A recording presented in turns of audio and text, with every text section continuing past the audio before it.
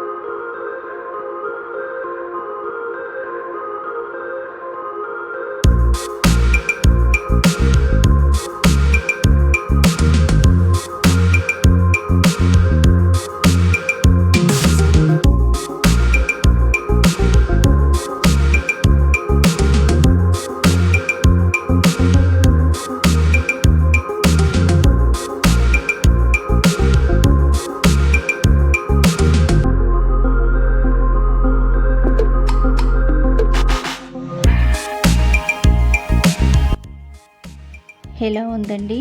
బాగుందా? నాకైతే చాలా బాగా నచ్చింది.